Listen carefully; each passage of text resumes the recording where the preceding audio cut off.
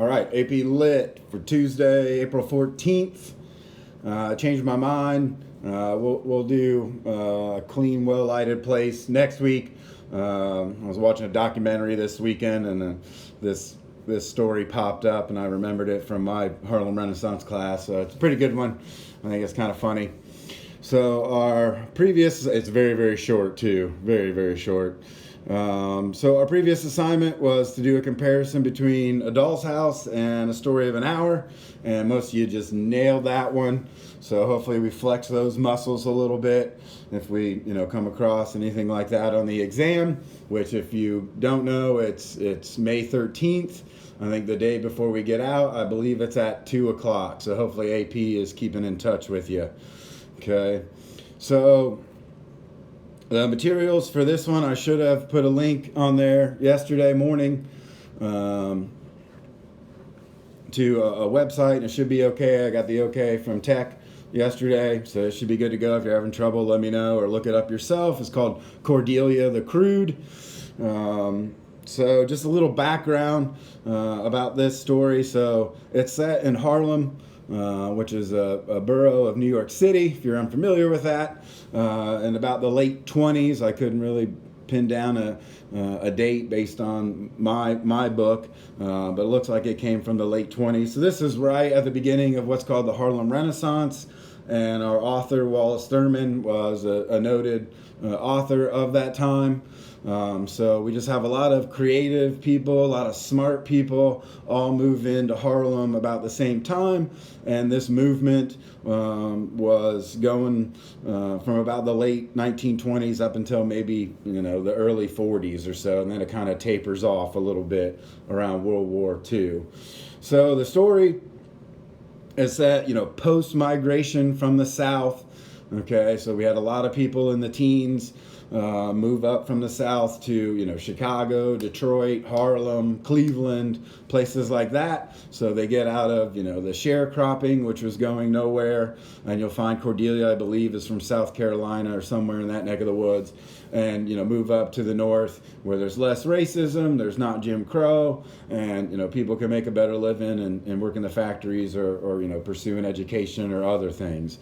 All right, so kind of keep that in mind, wrap your head around all that information as you read. Okay, so our focus for this assignment, the foci, is our character changed or unchanged? How is not only the setting in Harlem, but, where Cordelia comes from. So if you want to focus on setting, think about how those two things are playing out in the text. Okay, obviously relationships, Cordelia's relationships with the men in the story. Symbols or symbolism, maybe think about, the only one I can really think of is the actual theater itself. So think about maybe why people go to theaters. What does it offer? Okay, I'm not going to try to give any more away until tomorrow in my discussion, but that's really maybe the only symbolism I can really think of in this one. And then also I tacked on a new foci here, maybe, the character's motivation. I guess either for the young man in the story or Cordelia could work here. So again, just choose one and look for some evidence. So back down here to the assignment. Read the text, read it twice, read it 3 times. It's incredibly short. Choose one of those foci, find 2 or 3 quotes and or evidence, of events from the plot. And then instead of doing 3 thesis statements, let's try to come up with 2 different ones. Okay, same foci, same argument, just different sentence structure, please. All right.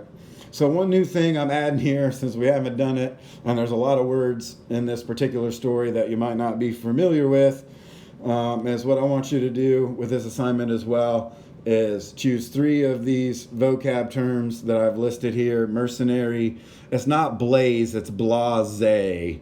So it should be B-L-A-S-E with a little accent over it, all right? And then the rest of them are what they are there. So I want you to look up 3 of those, using dictionary.com or whatever, and just come up with an original sentence using that term correctly. Okay, as a noun, as a verb, as an adjective, whatever. All right. But like I said, I thought while I was reading this, some of these words might not ring a bell to many of you. Okay. So as always, tomorrow we'll actually write the thing, and then Thursday I'll have you add on a few other ideas. I haven't decided what I'm going to do with that yet. Okay. So as always, if you got a quick question or want me to explain something, email me, and then obviously let's turn in everything through email as well. Okay. Pretty much what I'm going to keep doing is just posting these links, and everything you need should hopefully be in my instruction. All right. See you guys.